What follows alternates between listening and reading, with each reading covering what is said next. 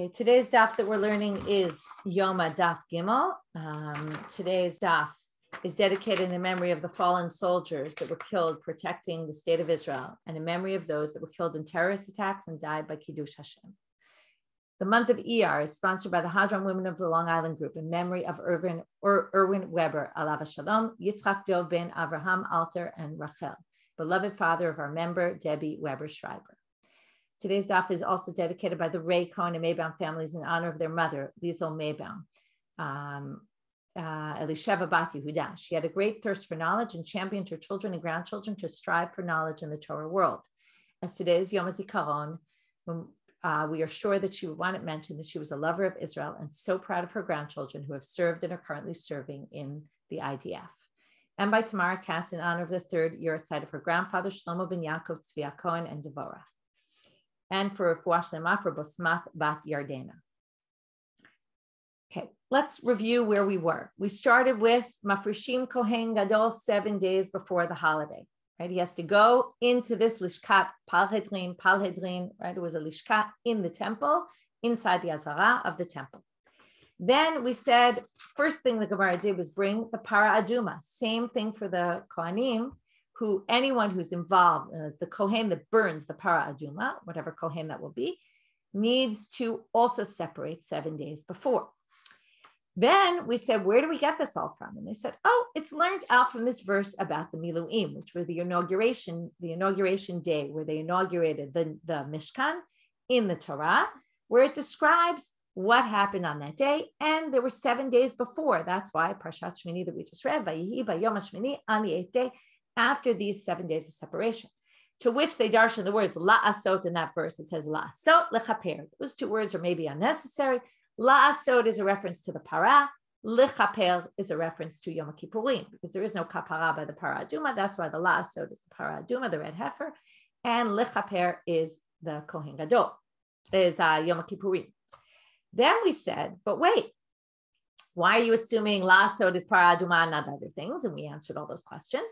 Then we said, why do you think lechaper is Yom Kippurim? Many other sacrifices are brought for atonement, and we started going through a long list. So now we're going to continue in that list. Okay, we're going to continue on and talk about, okay, I actually brought the whole chart, also the parts from yesterday, just so that you could see the whole thing. Okay, we started with, I'll just do a quick review and you can look at the sheet, it'll help. First, all sacrifices. Why don't we say they need 7 days? Then I'm not going to get through all the answers for everything. Then holidays. Then maybe one particular holiday. Then we said, oh no, those are 7 days. And the Miluim was 7 days of separation for 1 day. So we need something that's more similar, to which they said, okay, we'll find you a holiday that's 1 day, right? We'll get to Shavuot and Rosh Hashanah, which we haven't gotten to yet, but we'll get there. But now we're on Shmini Atzeret. We were in the middle of Shmini Atzeret. And we said, Shmini Atzeret, the 8th day comes after the days, the 7 days of Sukkot, we have Shmini Atzeret on the 8th day. So they said, well, we're going to have something that has sanctity, that didn't have, like the Miluim, didn't have sanctity before, like this had a whole holiday before, that can't count. To which they said, Rav Ashi says, Mi'i kamidi di ikaregel. I'm just going back to the last line that we read, which is 3 lines from the bottom of Bet and Mubet. And it says, Mi'i kamidi di ikaregel lo bai prisha, tafel dide bai prisha. How could you even suggest this if you're going to have the main holiday of Sukkot not needing something that's secondary to the main holiday, which is Shmini Atzeret is just, even Atzeret means the end of, it's just the end of Sukkot really. So of course, if the holiday itself didn't need separation for 7 days, then of course you wouldn't need separation here. So now they say, well, wait, now I saw some questions after class about what kind of holiday would he have on Sukkot if he was sitting in the temple, just in his room by himself, not doing anything for the holiday? That would be a little strange. Again, you have to understand this is a purely theoretical argument. They're just throwing out suggestions. I don't think they really thought that this was a practical suggestion. Although theoretically, you could say, yeah, maybe that would override. In the temple, lots of things override other things. And yeah, you could say maybe yes. In any case, afilu lamanda amar shmini regel b'fnei atzmohu. Now, they're going to question this assumption, or at least suggest for a moment that maybe this assumption of Rav Ashi that Shmini Atzeret is secondary to the holiday of Sukkot isn't necessarily correct, because we say Some people say that Shmini Atzeret is regel b'fnei atzmo. It's its own separate holiday. Okay, and we're going to see now how that is. But they say, even if you say it's its own separate holiday, Hani Mile Li'inyan Pazar Kashav. This is a very famous acronym, Pazar Kashav. We're going to explain it, and I even brought a chart at the end of today's daf. I couldn't stick it in the middle of the chart, so I put it at the end of what Pazar Kashav is. So we'll get to that in a minute, but I want to explain the line first before we explain what Pazar Kashav is. But they're basically going to say that even though you might say Shmini Atzeret is its own holiday, and then you might say, so it's not secondary. The whole argument of Rav Ashi was it's secondary to Sukkot, and Sukkot doesn't require separation 7 days. So of course this wouldn't. I want to just refresh your memory, make sure everyone's clear on this. We're not talking about everybody before the holiday should separate 7 days. We mean whoever's doing the sacrifices for that holiday might need to separate 7 days. We're not talking about the whole community. We're only talking about, that's why the concept that maybe someone would do this and it would override all the mitzvot that they're supposed to do on Sukkot.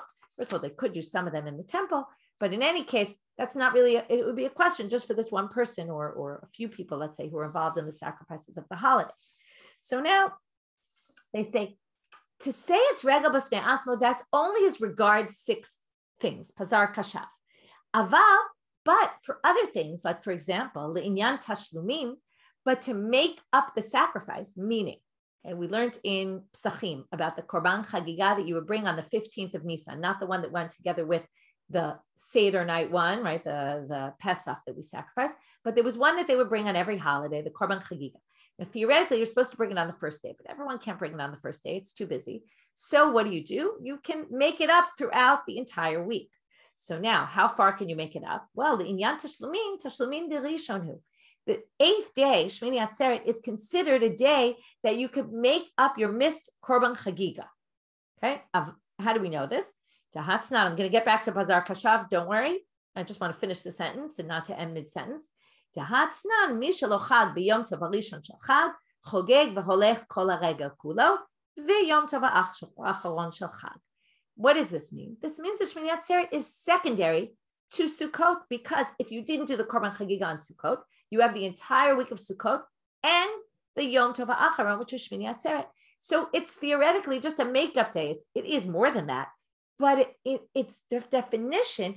It's a makeup day for Sukkot, so you have to basically say that it's secondary to Sukkot, and that basically resolves the question against Rav Ashi, isn't this a holiday in and of itself?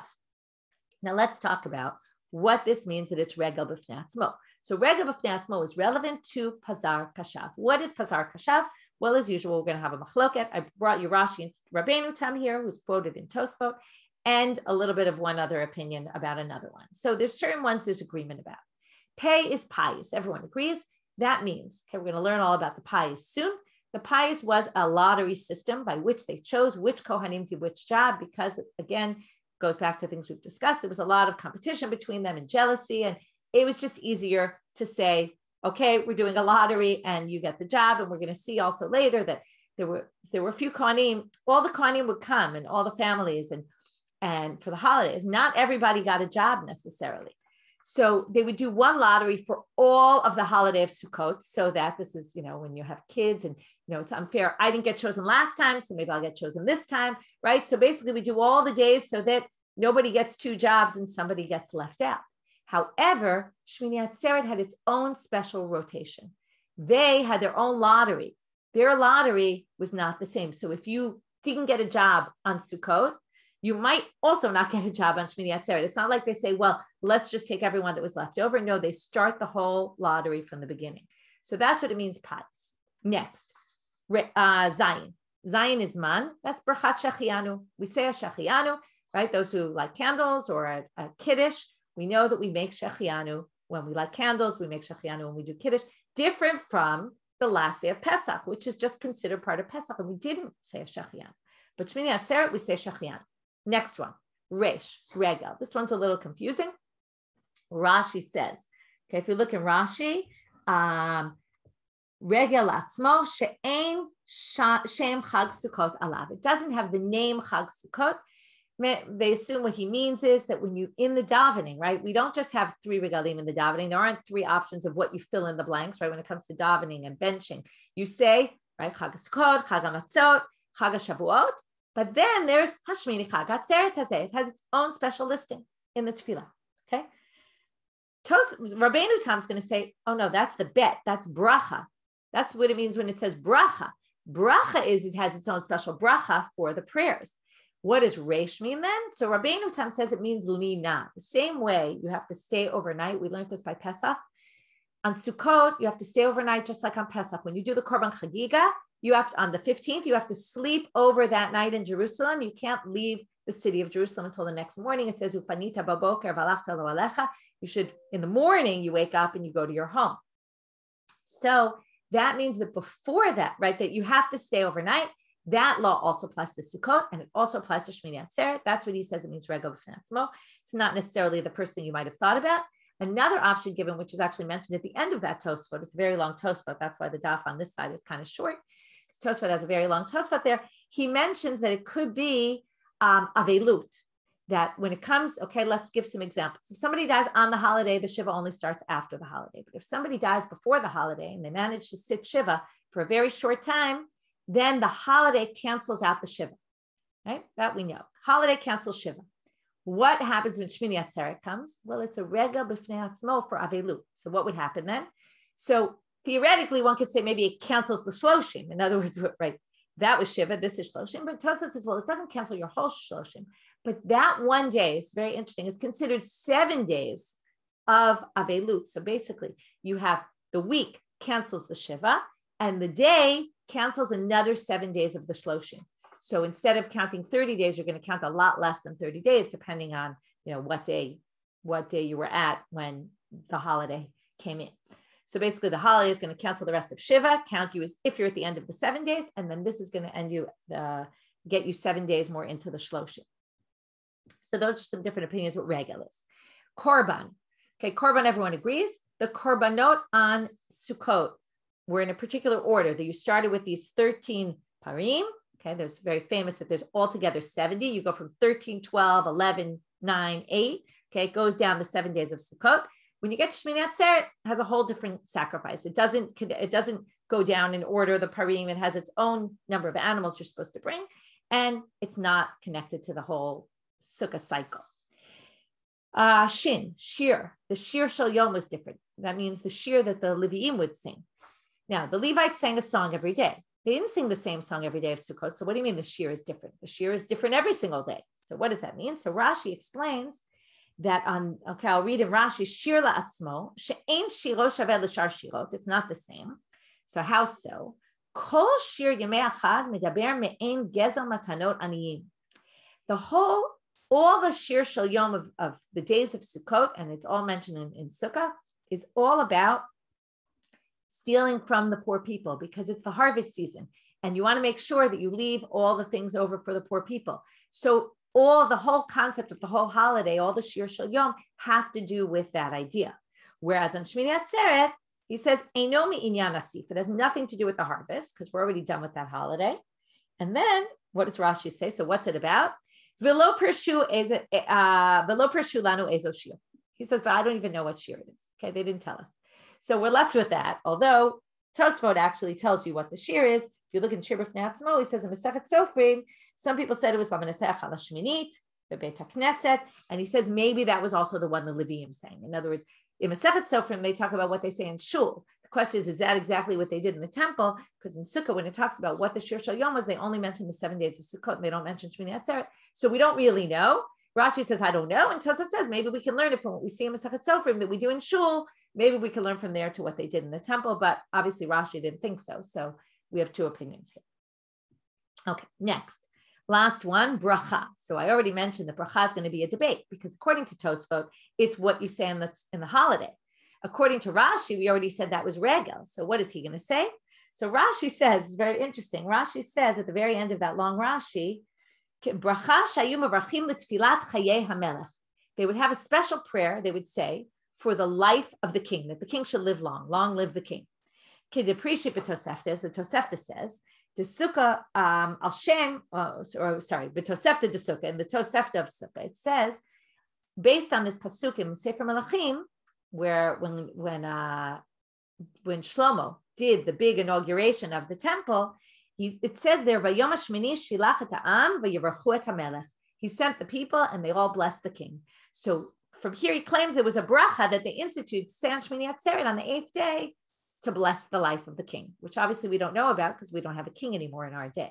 So anyway, that's an interesting creative interpretation of what bracha would be, since bracha can't be what he thought regel was. Why he doesn't agree with Tosfot about what regel is a good question. Okay, I spent some time on this because Pazar Kashav is very famous and it comes up in a lot of places, so it's just a good thing to know. Okay, next.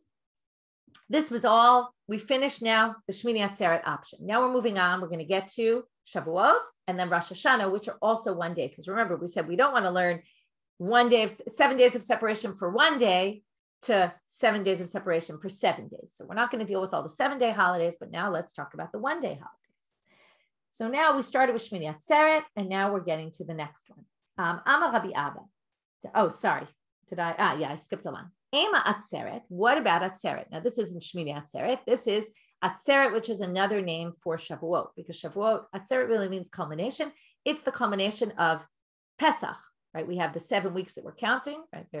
Can all relate. We're in that time period right now. And the end of it ends with Shavuot. So what about Atzeret, Shavuot? Depreciate Shiva Liyom Echadu. It would be the same thing, 7 days for one day. Amar Rabbi Abba. So Rabbi Abba comes and says, Tanim par echad va'ayel echad, mi par echad va'ayel echad. We're going to have the same sacrifices by each. I'll already just tell you there's a bit of a debate about what exactly this par and ayel are and where we find them, and I'm not going to get into that, but they assume that the sacrifices are the same. You can read up on some footnotes on it if you want. It's a whole debate. But let's just assume, let's take it at face value. So there's one bull and one ram offering on both those days. There you have 2 rams, okay? The 2, if you remember, there's the Korban Shtei Halechem, which was brought with 2 Kivsei Atzeret, 2 sheep. And with that, they also brought 2 Elim. That was the special sacrifice of the day for Shavuot. So because of that, we say, well, if we have a choice again, we're going to compare either Yom Kippur or Shavuot. Let's see what's more similar to the Miluim. So it's more similar to the Miluim Yom Kippur because there's 1 ayil and 1 par, whereas the one on Shavuot has 2 elim and not 1. So the Gemara is going to say, but wait a minute, that only works if you hold by a particular opinion. And this is why I said there's a bit of a debate, both by the Miluim, which they don't discuss in the Gemara, but here there's a debate about Yom Kippur. How many rams were brought on Yom Kippur? Now the confusion comes in because of this. In Bamidbar, in Parshat Pinchas, there's a whole listing in chapters 28, 29. There's a whole listing, and we read this at Maftir on all the holidays of what were the sacrifices for those days. This is what we generally call the Korbanot Musafim, the added ones. Every holiday has the added sacrifices you add. In addition, though, you have special sacrifices which were brought on particular days, like the Shtei Halechem on Shavuot, and like the Avodat Yom Kippurim, right, where the Kohen Gadol does this whole worship. That's not all mentioned in Parshat Pinchas. So there's a little confusion because the question is, when it references certain things in Parshat Pinchas, is it referencing the same animals we mentioned earlier, or is it different animals? So there's a bit of a confusion about it. So there's a debate. Therefore, Hani Chalamanda Amar, this argument works very well, saying that there's 1 par and 1 ayil in Yom Kippur, just like the Miluim. That works very well. Lamanda Amal, Yoma Kippurim ayil achadu, if you claim that there was only 1 ram on Yom Kippur. Ella Lamanda Amar Shnei Elim Ninhu Ma'ika Lamemar. But how can you explain it according to the one who says there were 2 rams brought? Now, how do we know this? We're going to hear right now. Ditanya, as it says in the following Braita, Rebbe Omer, Ayel Echad, Hu Ha'amor Kan, Hu Ha'amor B'chumash HaPikudim. When it says, okay, I brought you the verses so you can see them in the very end of the sheet today. In Vayikra Perek Tet Zayin, it says, Bezot Yavo Aharon El HaKodesh, and in this way Aharon will come to the Kodesh Kodeshim, to the Holy of Holies. Bipar Ben Bakar Lechatat Va'ayil Le'olah. This is our par and ayil. Okay, he'll come with a bull for a sin offering and an ayil, a ram, for a burnt offering. Then in Bamidbar Kaftet, where it lists all the sacrifices, in Pasuk Chet, it says, right, Pasuk Zayin I just brought here because it says, and on Yom Kippur, and now you're going to see what you bring. V'kraftem olah la'Hashem reach nichoach. You're going to bring an olah. Par ben bakar echad, ayil echad, fasim b'nei shana shivat minim yulachem. You have to bring for a burnt offering a bull, a ram, and 7 sheep. Now, the ram le'olah for a burnt offering that was mentioned in Vayikra, is that the same as the ram mentioned here? Is this just a reference to the same ram or not? That's the question. So there's a debate. Rebbe says, Ayel echad hu amor. I'm just reading the same line I just read. Hu amor kan, hu amor b'chumash ha'pikudim. It's the same ram. The ram is mentioned as an olah offering there, and it's mentioned also here in chumash ha'pikudim, which is chumash bamidbar, which is, right, in English, they call bamidbar numbers. Here also, they call it the chumash ha'pikudim, the one of counting the numbers, because in the beginning of Sefer Bamidbar, they count the people. Rabbi Elazar, Rabbi Shimon Omer, but here's a different opinion. Shnei elim hem, echad amor kan, ve'echad amor b'chumash ha'pikudim. No, there's one mentioned in Vayikra. That's the one in Parshat Achremot, which is all about the special service the Kohen Gadol does on Yom Kippur. That's one thing. In addition, we have all these other sacrifices that you bring for the day, which are mentioned, which are just like the regular Korban Musafim that aren't, as unique. That's something else. So if that's the case, then also on Yom Kippur, you have 2 rams, just like on Shavuot. And then again, goes back to the question, why aren't we learning Shavuot from the Miluim? To which the Gemara answers and says, no, we have an answer. Afilu tema Rabbi Elazar b'Rabbi Shimon. I could explain it even according to Rabbi Elazar, the son of Rabbi Shimon. Hatam chad lechovat hayom v'chad lemusafim.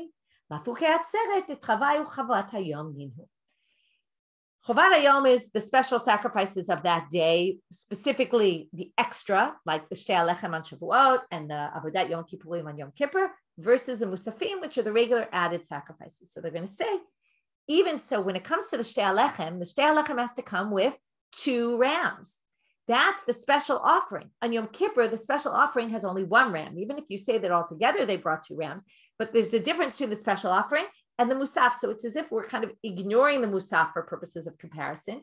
And then you end up with only 1 ram on Yom Kippur, which is just like the Miluim, which had only 1 ram. Okay, so we've resolved that. So we're good with Shavuot. We don't really have a question, although when they give answers about Rosh Hashanah, they're going to say these answers can also answer Shavuot as well.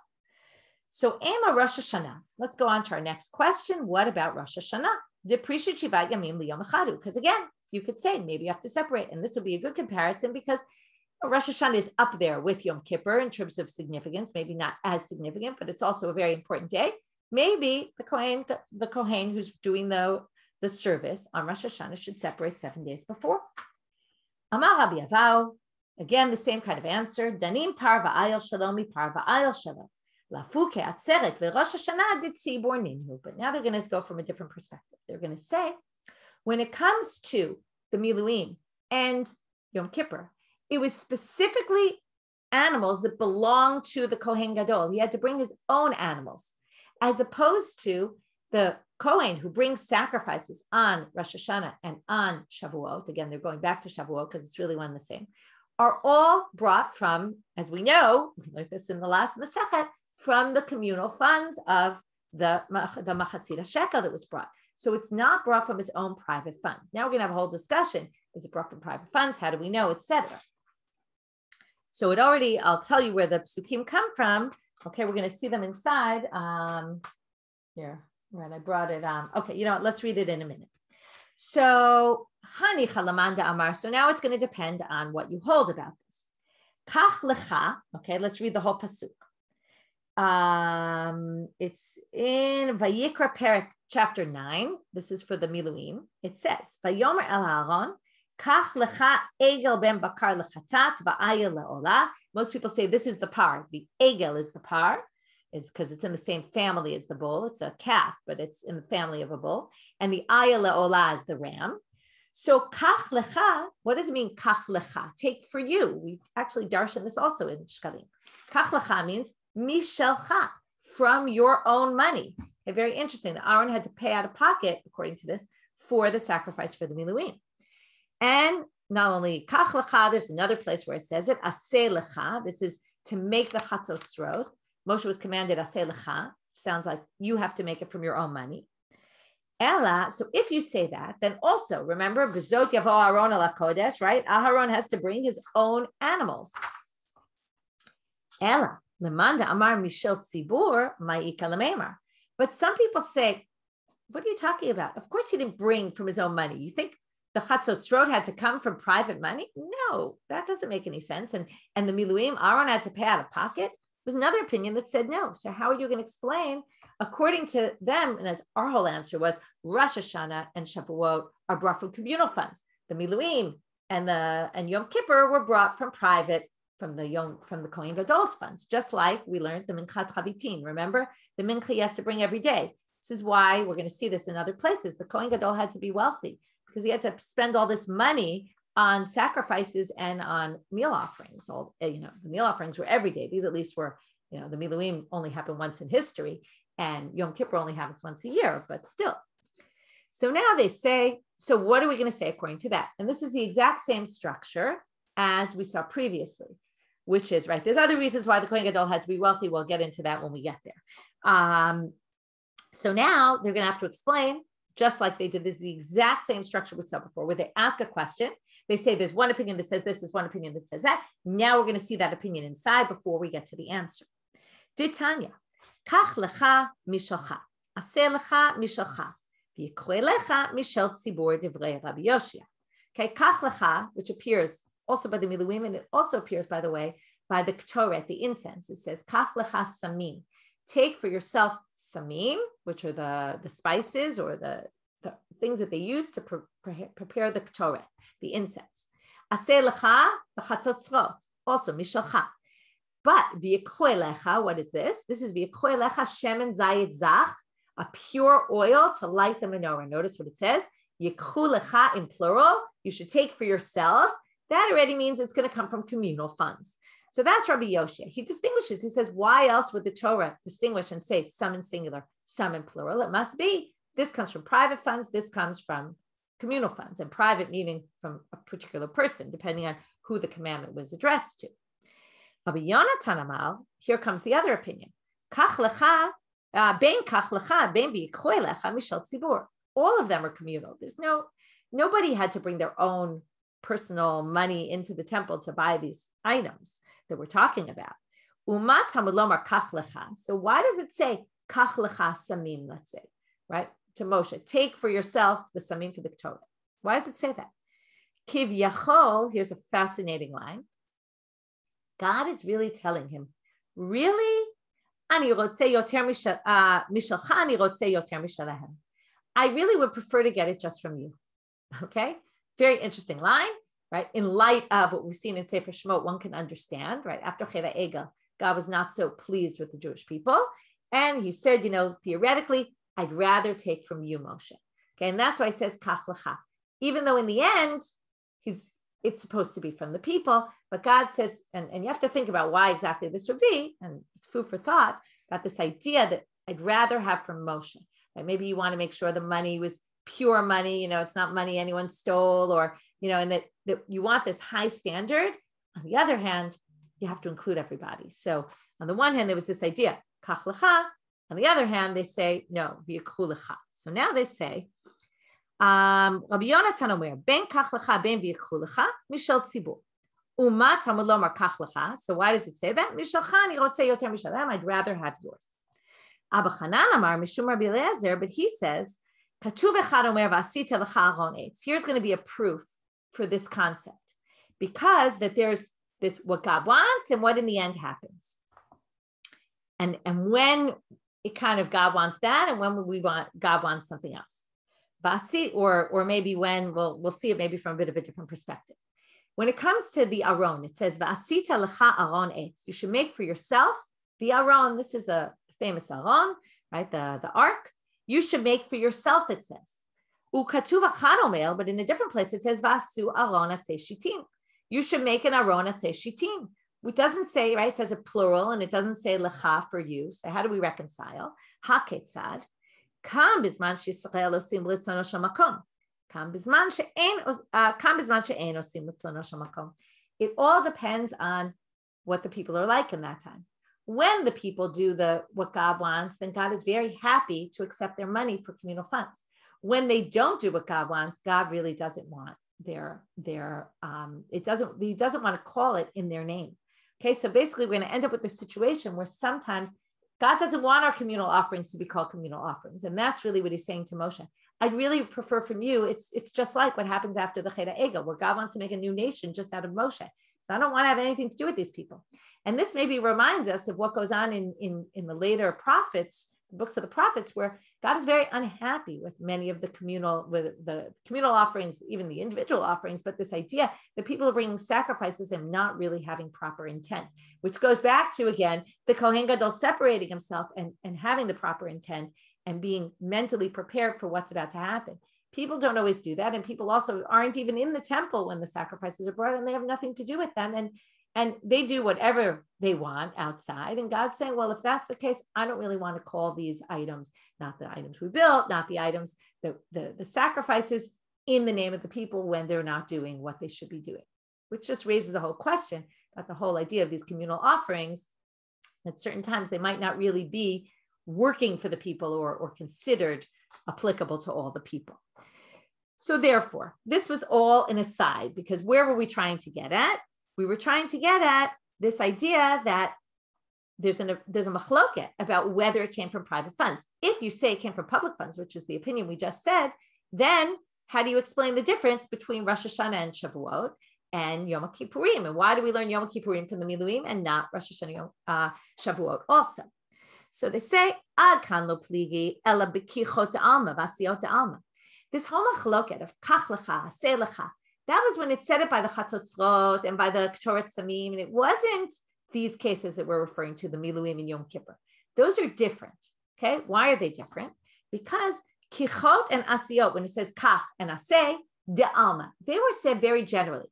Kach lecha, aseh lecha. Yes, they were said probably, I didn't look at the verses, I assume they were said to Moshe, but it wasn't said specifically to Moshe, you should take specifically this.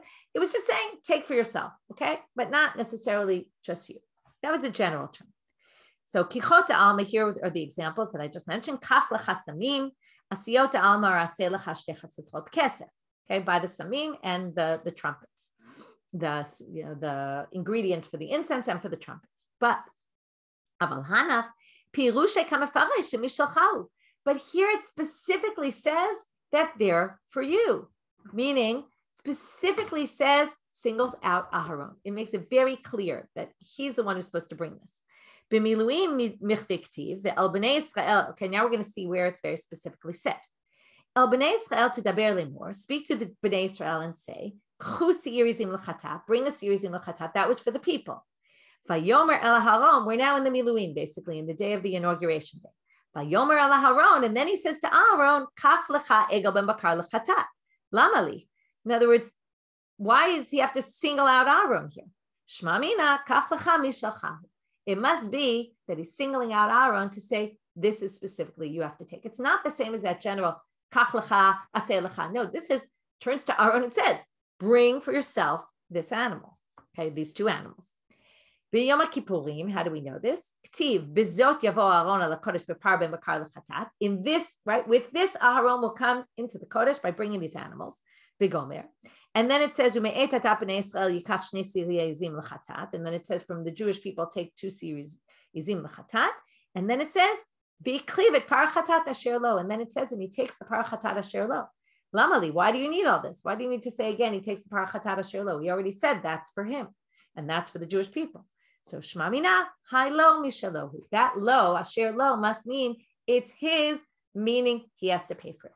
So basically, we're going to say, even though there's a machloket, when we say kach lecha, aseh lecha, is it from public funds or is it from private funds? Even the one who says it's from public funds will say that in our 2 cases of the Miluim and Yom Kippur, it was a very specific commandment given to Aharon that just he's supposed to do and not any, and it comes from his money. So therefore, we've resolved, we're still, again, just to keep the structure, we were trying to figure out why we compare Yom Kippur to the Miluim and not Rosh Hashanah and Shavuot. We have another answer that those were brought from public funds. This was brought from private funds of the Kohen Gadol. Rav Ashi Amar, another answer. Tanim par lechatat va'aya le'ola mi par lechatat va'aya le'ola lafu ke Rosh Hashanah v'atzeret titravayu oloni. While it's true that there's a par and ayel also on Shavuot and Rosh Hashanah, but it was a different use of those animals. You can't just randomly compare animals. In Yom Kippur and the Miluim, the par was for a sin offering. and the bull was for a sin offering, and the ram was for a burnt offering. But the par and the ayil that they brought on Shavuot and Rosh Hashanah were both burnt offerings. So that's another answer. Why not Rosh Hashanah? Because if you remember, we started with Rosh Hashanah and said Rosh Hashanah really has the same animals. It's also a par and an ayil, as opposed to, so as Shavuot, we said, well, it's 2 elim, so it's not the same, 2 rams.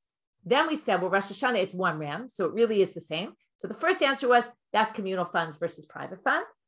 And the second answer is, it was a different use of the par. The par was a sin offering, the bull was a sin offering on Yom Kippur and the Miluim, and it was a burnt offering when it came to Rosh Hashanah. So we've now resolved all those issues as to why we learned specifically Yom Kippur from this verse. Now we're going to have, though, a whole different answer, which is going to answer, if you look at the chart that I made on the very left-hand side, there's now a different answer, which is going to cover all the options we saw. The sacrifices, the holidays, the one holiday, the Shavuot, right? The Shmini Atzeret, Shavuot, Rosh Hashanah. We now have a cover all answer. So and we're going to have 2 versions of it. Ravina Amal, okay, and if I had asked you and you thought for 1 minute, you probably would have come up with this answer. Danim avodah b'kohen gadol me avodah b'kohen gadol lafu kekulu kashyatan delav avodah b'kohen gadol ninu. What's the most striking similarity between Yom Kippur and the Miluim?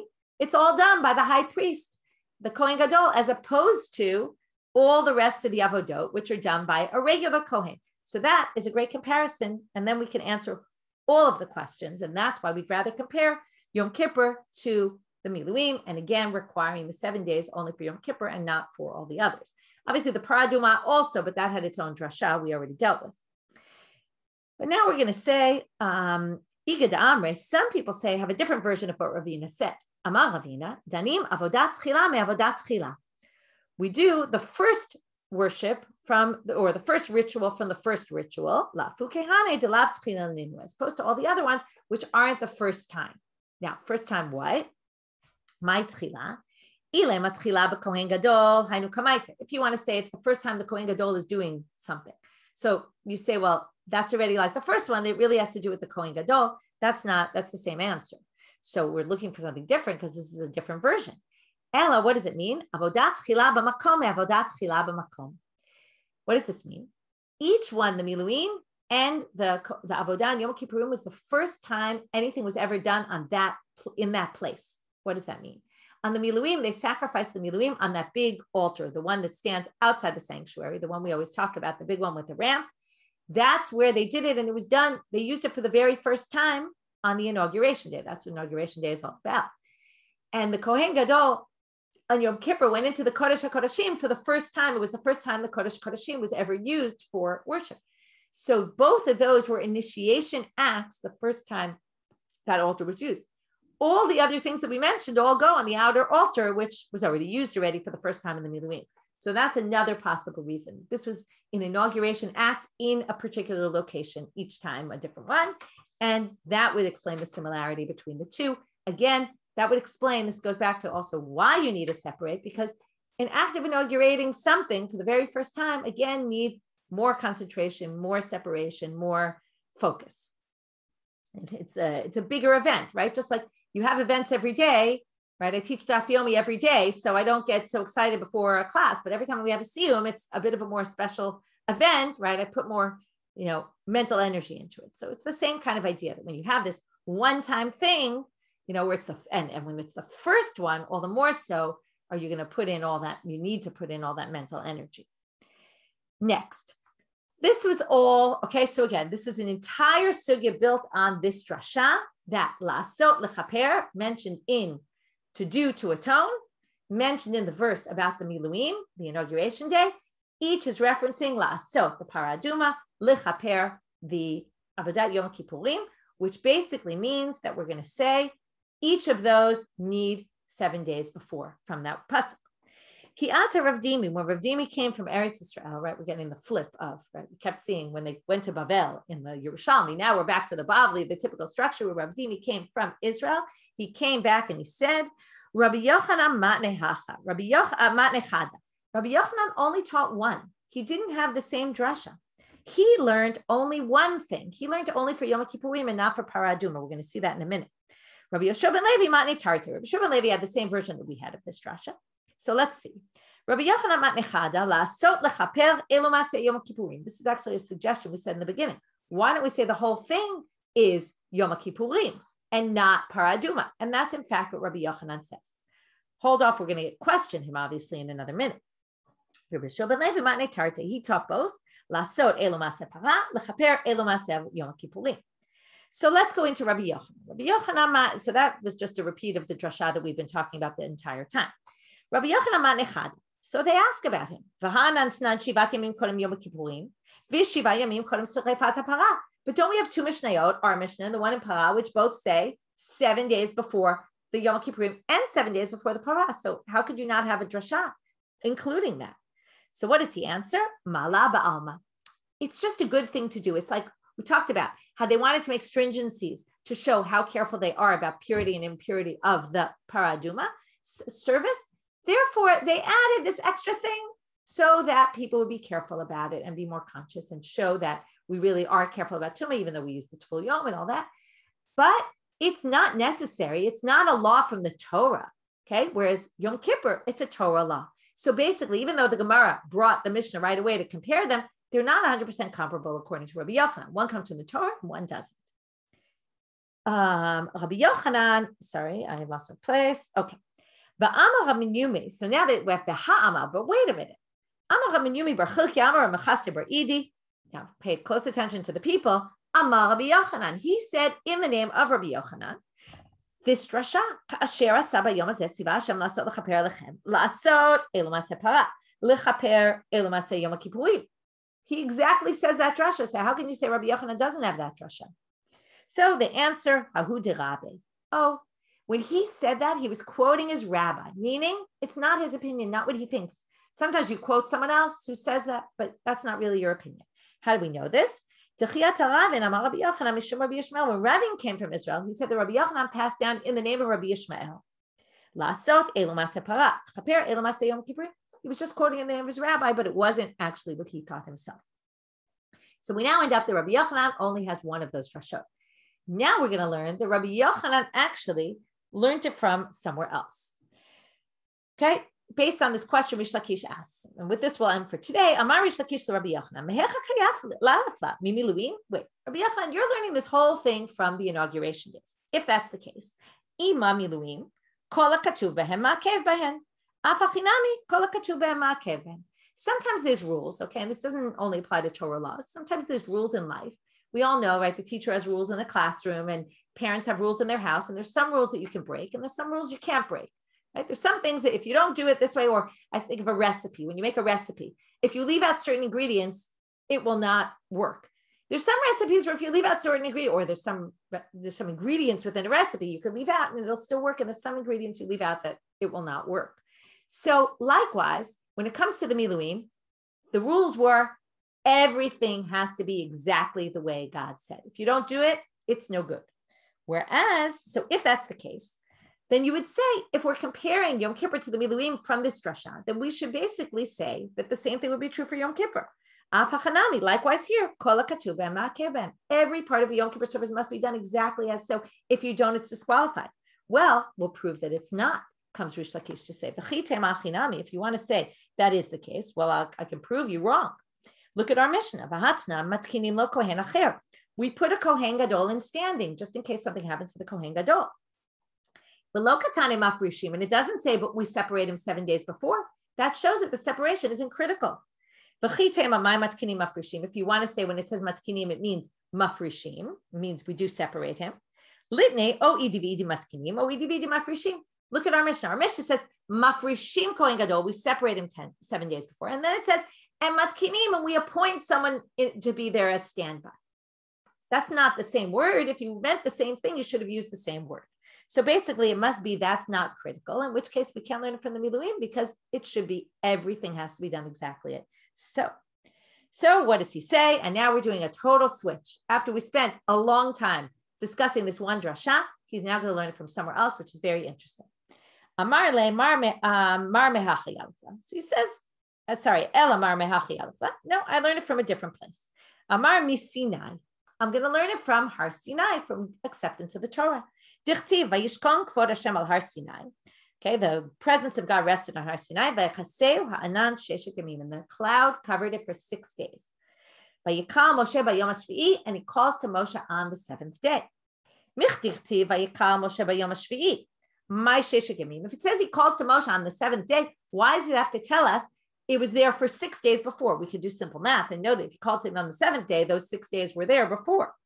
Zeh bana'av. This built a paradigm.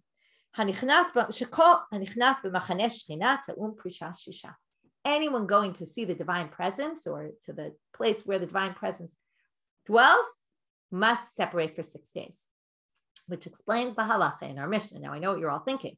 6 days? Didn't we say 7 days? Something's wrong here. Before we get to that, let's just understand the concept. The concept is the Kohen Gadol is about to walk into approach God. You can't just do that. You have to, like we said, you must be mentally prepared. And it's similar. It's very interesting, this comparison between accepting the Torah and the Avodah and Yom Kippurim. So there's a lot more to think about there. So the Gemara asks, Vahanan Shivatnam, but didn't it say 7? Where'd you get 6? So with this will end. Matnitin Rabbi Yehuda ben Beterahi, Titanya Litumat Beito, Dechayish Litumat Beito. There's 2 elements here. Number 1, you need the separation to get mentally prepared. Number 2, we need to make sure that you don't accidentally sleep with your wife when she's menstruating, in which case you'll be tamei for 7 days. So we have, if it were enough, just the wife, then we just separate you. We wouldn't have to put you in the lishkat paradrin. Why do we put you in the lishkat paradrin? That's because of the mental preparation. So we have 2 elements going on here. As I mentioned, when we first learned the Mishnah, there's these 2 different elements, and that's how we get to the 7 days.